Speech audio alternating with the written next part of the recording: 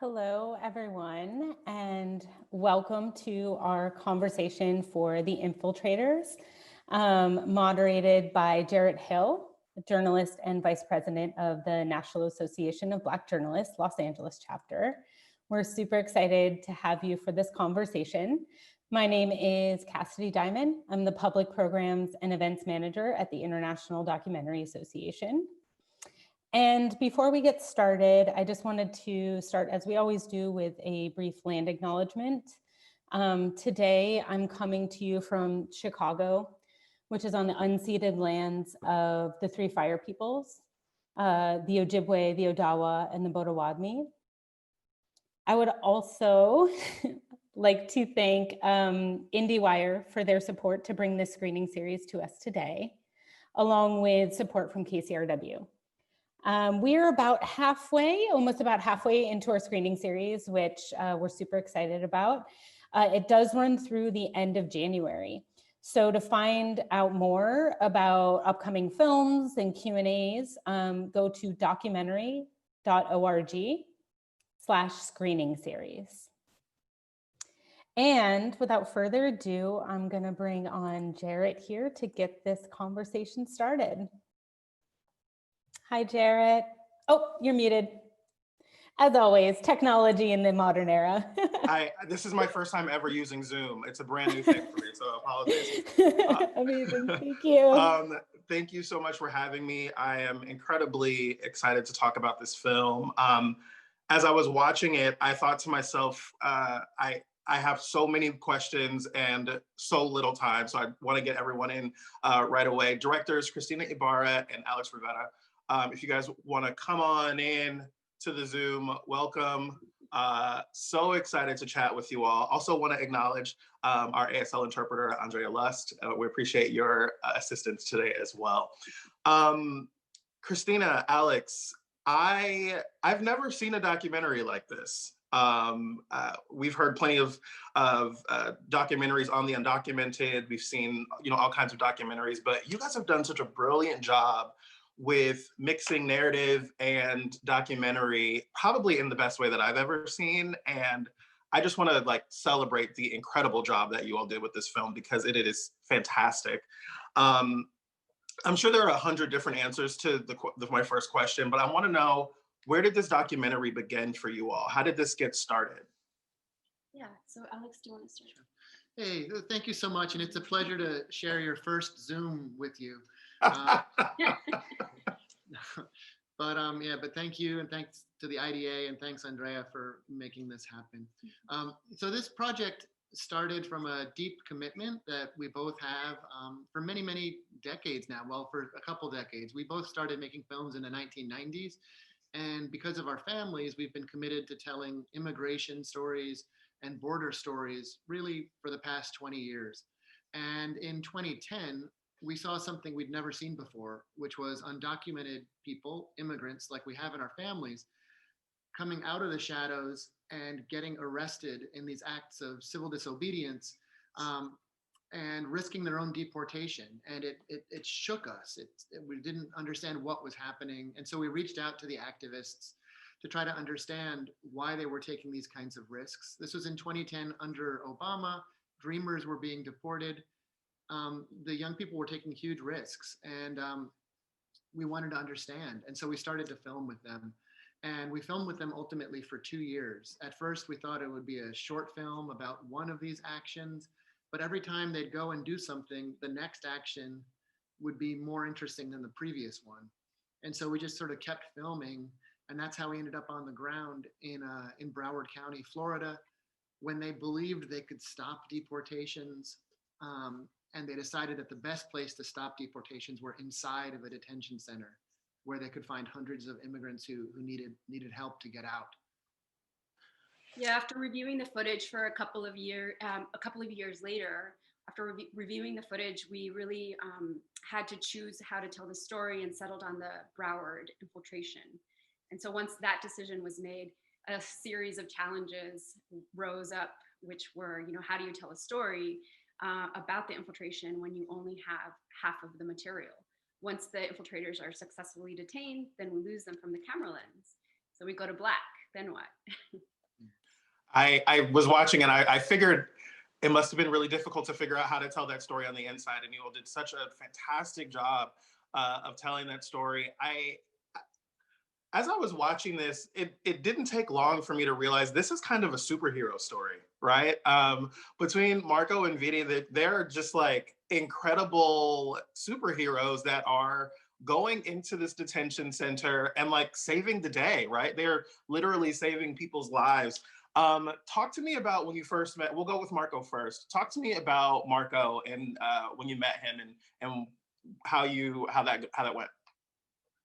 Sure, I can start. I mean, so Marco he's an intellectual cat. Like he's just very much a student of the civil rights era and of this kind of thought around civil disobedience. And he was known as somebody who always had something to say about that. Sometimes they used to call him Marco X for Malcolm X, because he he would spout these ideas from what he was reading, and but he has also this I guess this religious calling, and he's very interested in going into to think about the humanitarian issues of our day. But yeah, that's Marco. He's the least likely spy you could ever imagine. Very, very quiet and bookish. But we actually met Marco when he was released. Because like I mentioned, the way this organization was working, they were spread out across the country, doing a lot of different things. And when we landed there in Florida, he was already inside. So we spoke to him on the phone. We met him when he was released. And the things he told us were things we couldn't believe, like about the labor system inside detention, that he had gotten a job inside detention, paying him $1 a day. And when I heard that, I was like, $1 a day? Like, I couldn't believe that. I've heard of prison labor and, extremely low wages, but that was something I couldn't believe. But in any case, as a person, yeah, like Christina says, he's very quiet and bookish, but underneath all that, obviously, just from his actions, like incredibly brave. Yeah. Yeah. I when I was watching and I saw him going to the door, I was like, wait, what is he doing? What? He's gonna go in there? Like I was so like captivated by him immediately. He gets inside and he starts making moves around. One of the things I wasn't clear on was how long was he inside? He was inside for about a month. Okay. And then they realize that there are women on the inside and a light bulb goes on for them. And Vidi, am I saying that correctly? You're right. Okay. Vidi, you can see like on her face, they're like, oh, we've got something else to do here. And she then goes, and I was just like, oh my gosh, like it was gripping. It was gripping. And to see her go up to the door and not be able to get in, that was an extraordinary moment of like, oh, we've got to regroup. Talk to me about the team and how they really like devised this plan, this play, if you will, to be able to get her inside. That was really, really fascinating. Yeah. So,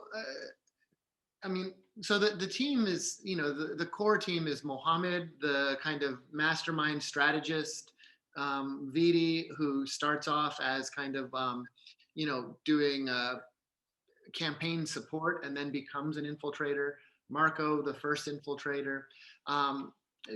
So that's the team. And when we started to talk about this project, we called it a docu-thriller because the story we were hearing was thrilling to us. Yeah. But ultimately at one of these labs, we went through the Sundance Edit Lab. An advisor there, Carol Deisinger, who had actually written screenplays in Hollywood, she said, this is not a thriller. What you have is a heist. Because the thriller is like a cop chasing a psychopath, and it's sort of a lonely psychological genre. And what you have is a team of people who have a plan, and your movie is about, does the plan go right or wrong? And it really, once she said that, it clicked for us that this was like the Ocean's 11 of immigration. We had this great team with all these like working together to pull off this incredible heist, this reverse prison break. First of all, that's an incredible way to describe this film. I feel like anyone who hasn't seen it, if they hear that, they're like, okay, so I'm going to give you the next hour and a half of my life because I want to see this film. So Vidi goes in, and part of what I really enjoyed about this story was that I think so often we have this conversation about immigration and we don't see the ways that it affects so many different communities, right? And I think there was a human element of this that I really, really enjoyed being able to be exposed to and being able to see so many people from so many different countries, so many different backgrounds that are impacted by this. I wanted to know a little bit more about the families that were on the outside. As you all were filming this and writing this and putting it together, can we talk about the impact that this has on a family? And more specifically, you begin the movie with Claudio, and he's going outside to take out the trash, and he just has on some shorts, and they grab him and put him into the van. And I thought it was such a great depiction of how inhumane this is. And how when something like that happens, you're throwing a man without a shirt on, you know, he doesn't have proper clothing on, and you're going to go and take him and throw him into a detention center, and what that must do to a family. Can you talk to me about the impact that detention tends to have on families? I mean, so what we saw were families who had nowhere to turn to. I mean, they felt you know, there were just traumatic situations there were so many of them. It was just, you know, it can be unbearable with the separation of family, that's forced separation. It almost feels like one of their family members was kidnapped. I mean, it was just from one day to the next. They're not there for what reason, nobody knows. And what happens is that they feel like the families have felt like they've exhausted all of the resources, and everyone's been saying no to them. They can't get help. And that's when they finally reach out to the infiltrators, these young activists. They have nothing left to lose, so they are going to turn to what looks like, you know, this young kid, this young rebel. It's like, okay, so and that turns out to be the life-saving force that really is able to succeed in getting the family members out many times. I mean, there's many stories they didn't always succeed, but it's an act of desperation to turn to these young people, and it turns out to be just, you know, an amazing relationship that's formed. Yeah. And one thing that struck us is that there's definitely a body of films about the experience of jail and prison, right? And the sort of criminal justice system. And there's you know, I think of, you know, Liz Garbus's The Farm about Angola, or Rudy Valdez's The Sentence. You know, but there's been a series of films about being put in prison, both on the inside and on the family side. But we really have seen very little about detention. And to understand the detention story, part of it is showing how it's a little bit different from the criminal justice system. Like, for example, when people are put in detention, they're not charged with a crime. They have not committed an actual crime. It's an administrative matter. That's why they're not taken by police and charged and put in jail. It's the government saying, we think we have to work something out with you later, so we're going to hold you over here. You're not being punished, you're just being detained. And for that same reason, since there's not a trial, there's not a crime, there's not a sentence. So the family that has now lost their mother or their father into the detention center, they don't know if have they been sentenced for a month, 6 months, a year, 2 years? Nobody knows, because there is no sentence.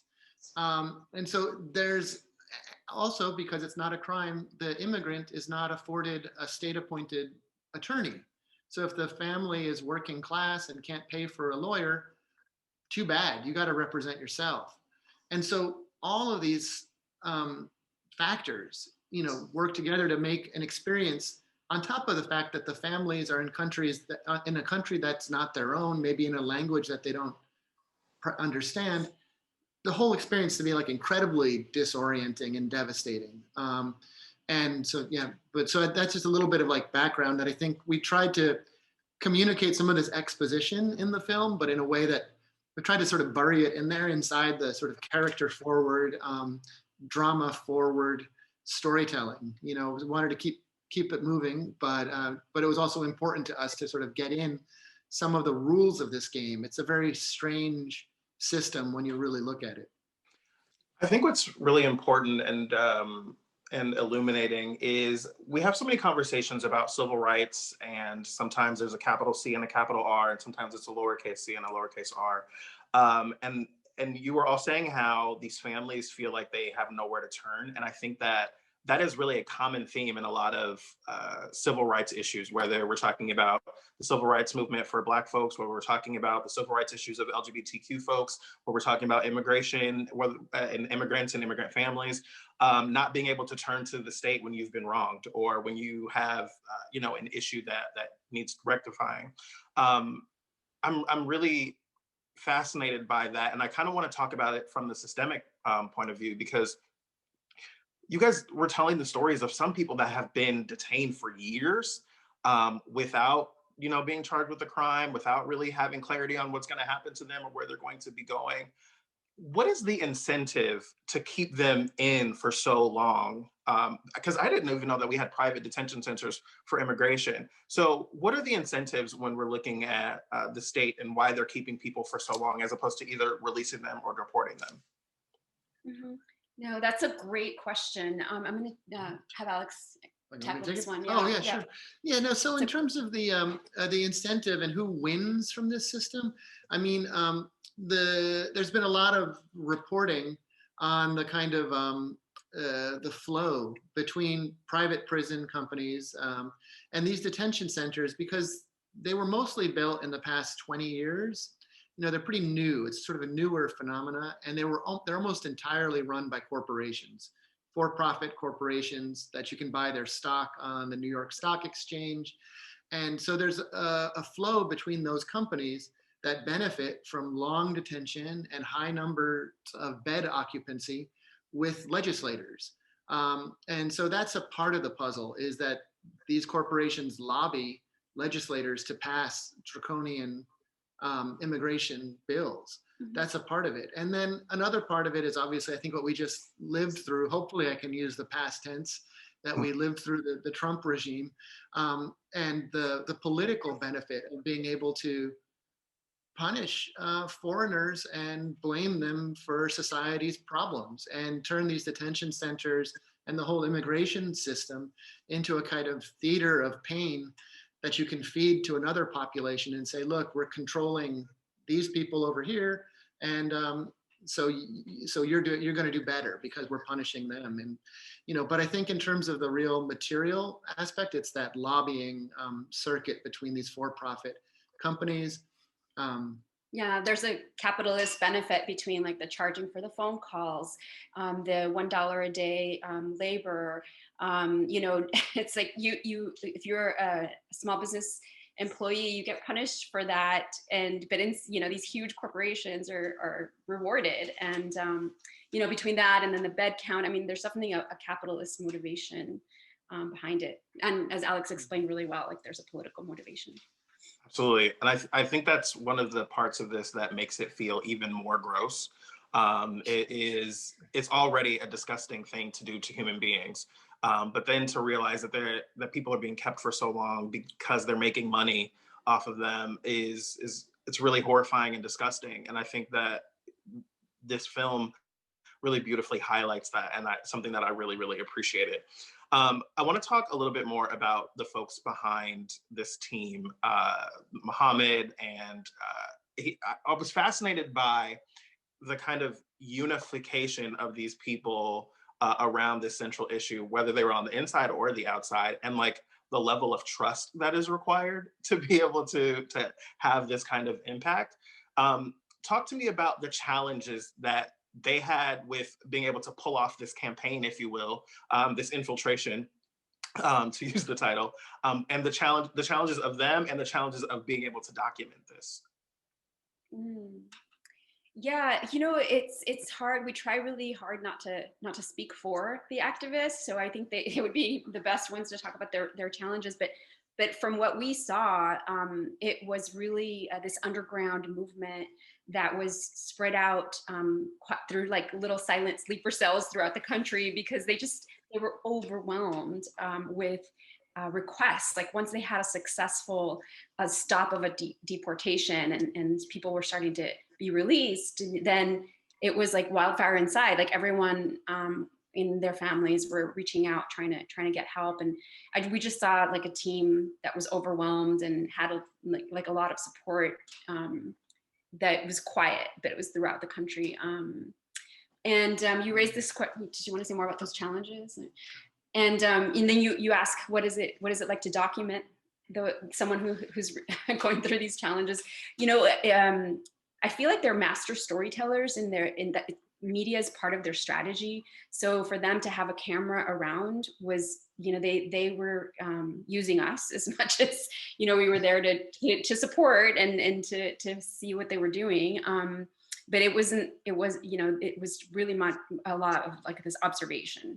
The real challenge with documenting it was after that, you know, when we started to realize that we needed to figure out a different way of putting the story together than this traditional documentary that we set out to do. And so then there were these moral questions around, or ethical questions around, how do you present this creative approach to people who you're going to now be writing words for? They're real people, but now you're going to have an actor saying something that that they said, but now it's in this creative form. And so that was very risky, you know, is to present this form to them and get, you know, engage them in that kind of collaboration. Yeah. Because we started off following their actions when the actions were normal, when the actions were like a sit-in or a protest in the street. At first it was like, let's make a documentary. And I think for them and for us, it was pretty clear what that meant.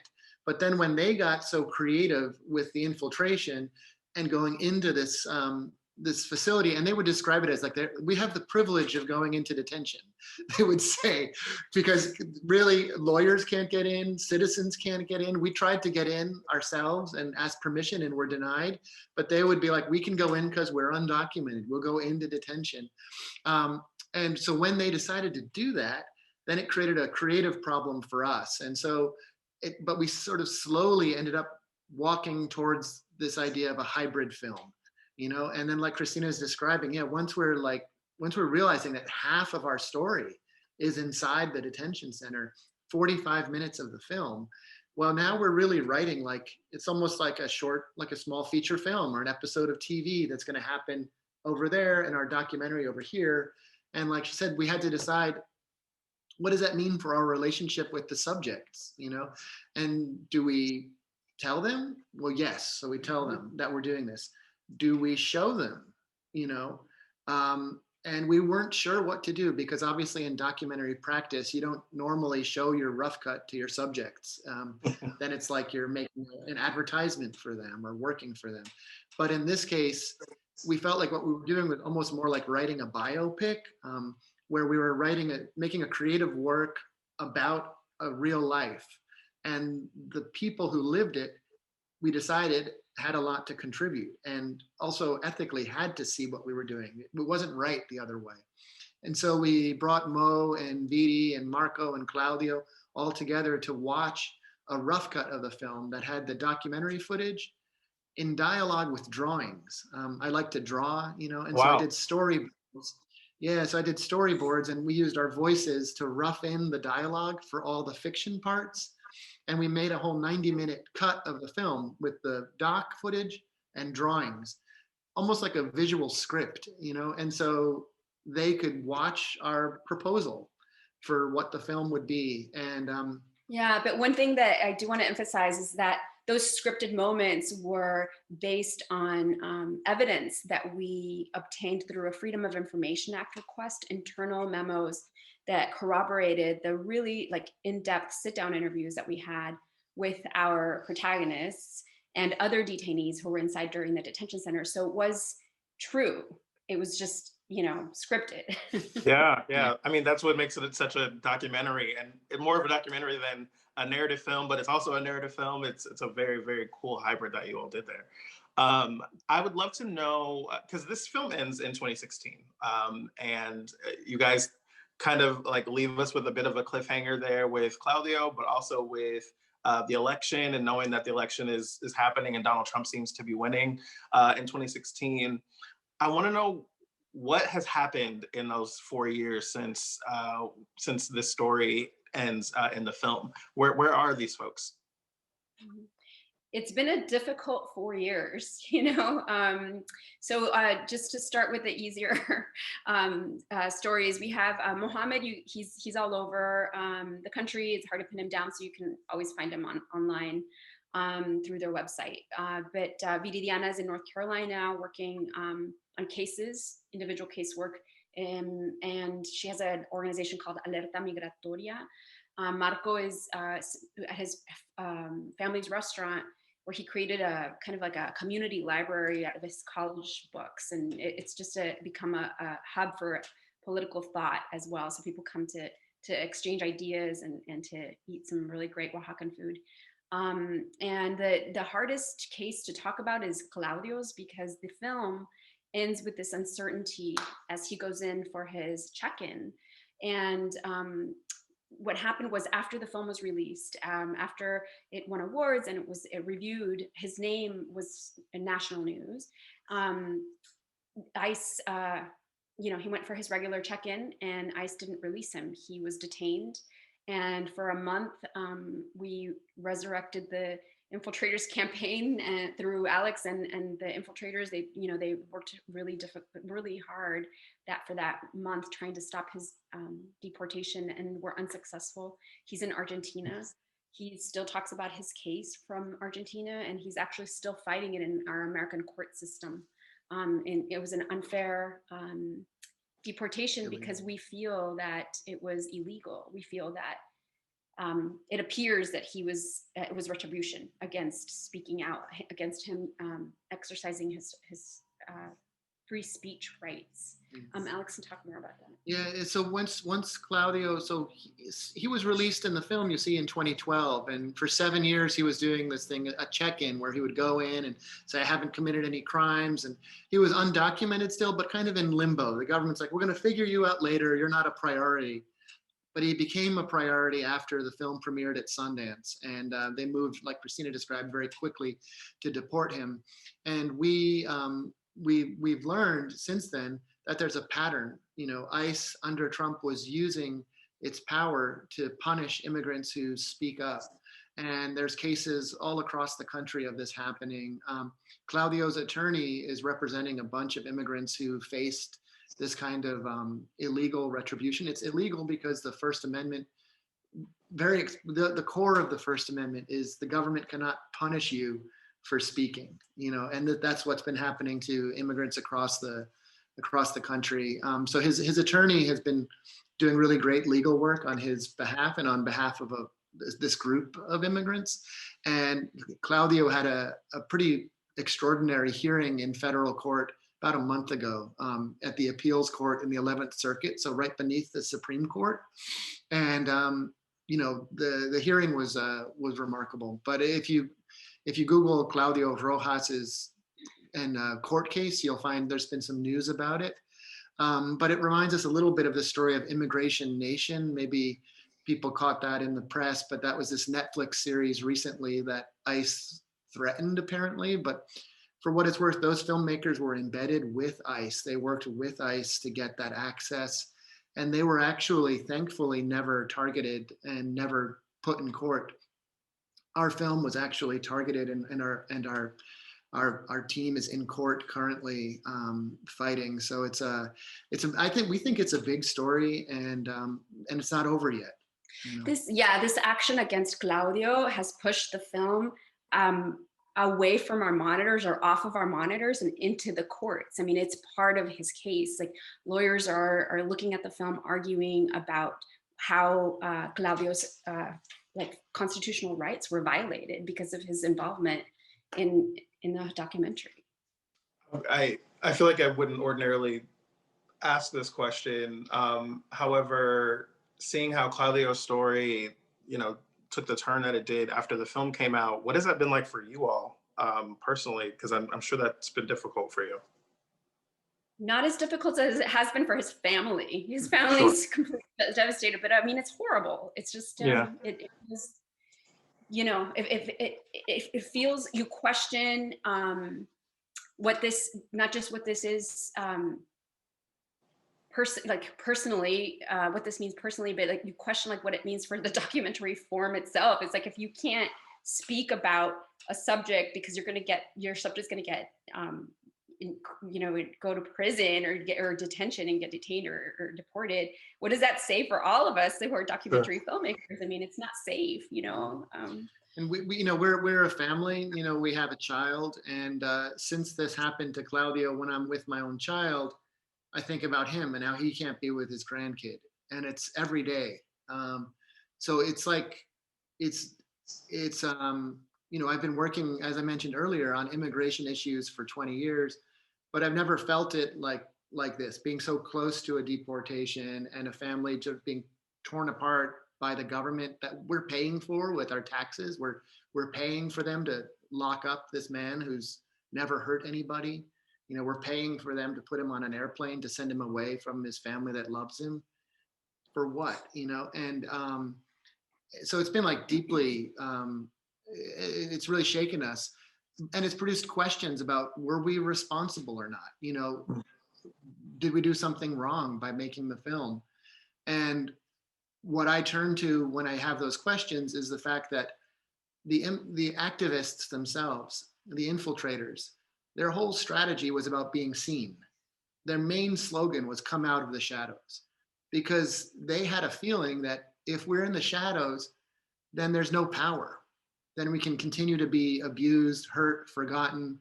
The only way to fight is to come out of the shadows and be seen. And you're going to run a risk, but maybe you'll win something, and that was like sort of the whole core of the film, because the power that they build in the detention center, you see it. The power comes when they decide to be seen. And so my point is that we decided to make a film to echo their strategy of being visible. And under Trump, he's decided to attack people doing that. We're in the middle of a long struggle. And Claudio was hurt. I feel personally hurt in my guts, but it's not over yet. And hopefully with this next administration, we can start to have hope again, that by struggling and raising your voice and doing that you can start to find some power. And hopefully Claudio can come home, as well as the many other hundreds of thousands of people like him who've been, hurt for no reason. This effort to suppress his voice, this silencing effort, is actually producing the opposite results. I mean, one of the things that keeps us in the fight is that Claudio is still telling his story, and it's what keeps him going, to be able to tell his story, to whoever asks. So if you want to speak to him in Spanish, he will talk to you. I wanted to, tie this up at the end by asking, what can people do and all of that, and knowing that Claudio's back in Argentina and fighting to be rejoined with his family, who I'm assuming is still here in the United States. As we're looking at the 2020 election and seemingly Joe Biden will be becoming our next president, what does the fight look like? What do we ask for of this next administration, for Claudio, but also like for people like him and families like his? Mm-hmm. Yeah, we should. Sure. So in terms of policy, there's so many different aspects going on. Obviously, it sounds like Biden has committed to a bunch of good first steps, like continuing DACA. He's committed, I believe, to a 100-day moratorium on deportations. But I really think the core of the immigration question is to start to see it as a moral question, which is, why do we have a world where if you're born in one place, you're born with a kind of freedom to move? If you're born in the United States, you have this passport, you can move around the planet, whereas people born in other places, people who are born in poverty and violence, they're the ones that are told to stay put. And what's the moral reason for that when it's all random where we're born? And, so to me, I think through these years I've spent with the immigrant rights movement, it's about, the core of it is about starting to question the system in its entirety. What's the morality of locking up people behind border walls, telling telling them they have to stay put and that other people have total freedom. And so I think once you start to look at immigration through a kind of moral lens, then you start to arrive at better policies, policies that allow for more free flow of people, for more family reunification, for people to seek out, just hope in their lives. Is what all of us want. And so I think that's. Tell them about Lynn's petition. Oh, and then there's going to be a lot of, hopefully under Biden, because if you look at the numbers, the Latino vote was instrumental in his victory. And that's what we saw with the infiltrators in Florida. They were doing this campaign in Florida in an election year, knowing if they could get on the Spanish news and touch that vote, they could, the Latino vote in Florida, impact it. They could have power. And so even though our characters can't vote, they could build power. And so hopefully under Biden, who's going to need the Latino vote, hopefully there's chances to exercise that kind of power. So there's a petition circulating right now for Biden to create a process to bring people home who've been deported unfairly, illegally. And but I think there's just going to be a whole lot of space for that kind of organizing now. I don't expect Biden to go and do things for us, but I expect that the political calculations will allow for groups like the infiltrators to put pressure and to hopefully get things done. But I just want to reiterate that I think that the work that you all did, this is IDA, right? We talk about documentaries all the time, and we see a lot of different films. And I just want to say that I think you all have done such an incredible job with this film and highlighting the stories of these, as I said earlier, superheroes. And I'm so grateful for the way that you have told this story and the fact that it exists. How can people see this film now? Like, how do people get access to this to go tell their friends about it so that more people can know about this piece? Well, we're really pleased to be part of this series here at ADA. So that's definitely one way to do it. And you can access it through all sorts of platforms, You can place infiltratorsfilm.com. If you go there, and we're selling it off the website, which benefits Claudio, but Jeff Bezos has this website. You can also go there. It's called Amazon. I've heard about that one. I've heard about the Amazon. Yeah. I think it's really easy for people to see this story and think like, oh, this is their problem. Oh, that really sucks for them. Or, oh, what a terrible thing that's happening to those people. But as I was saying in the film, about the film, I think you all did a really great job of showing how this affects so many different people from so many different places. Why does immigration and the way that ICE engages people in this way, why does it affect all of us? How does it impact everybody? And why should everybody care about this? Right on. I mean, I think, there's like concentric circles, I guess. And to me, the core is, for me, is just a basic humanity in terms of, do you believe we're all sort of equal? All like we're born on this planet kind of travelers through this life in rough equality. And if you do believe that, then why should people be subject to such different treatments by power? But in terms of the other ways that people in this country are implicated, it's everything from just looking around at the food you eat, the places that you go where you're traveling through, that immigrant labor, it has always been a core part of this country's expression and power and life.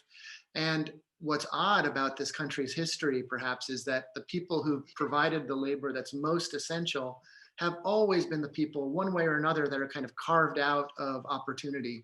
Obviously, going back to the founding of the country and this cardinal sin of slavery and forced labor. And then now in our modern day, a kind of opposite of that, where it's labor that people have come to do, but they're put in this situation where they can kind of be kidnapped or disposed of and thrown out any day.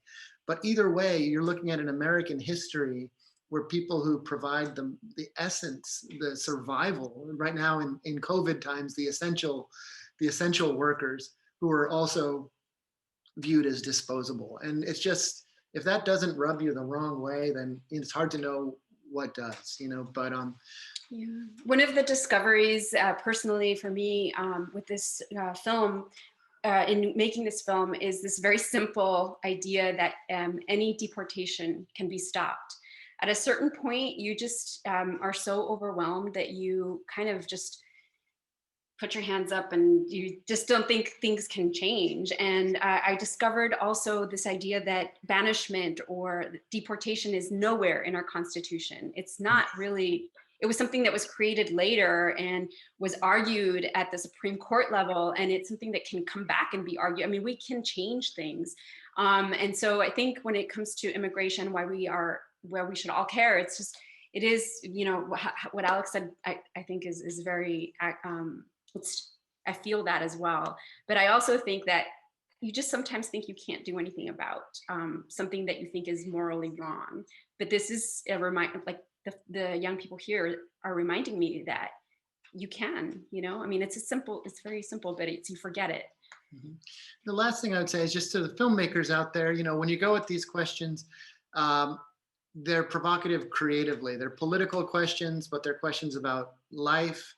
And as filmmakers, we can use this art form to try to explore these questions in new ways. So that was really, I hope, I know we've talked a lot about the issues and the politics, but to me, this film was also about trying to find a visual language and a cinematic language to try to depict the humanity in a place that our government doesn't want us to see. Inside these detention centers, they want people disappeared in there, and to be able to talk about them, but not have those people speak for themselves. And so this film was like an effort to use this art form of cinema, and try to bend it and flex it and make it do something new, to create some light where there's supposed to be darkness, and that was like a really great part of this process.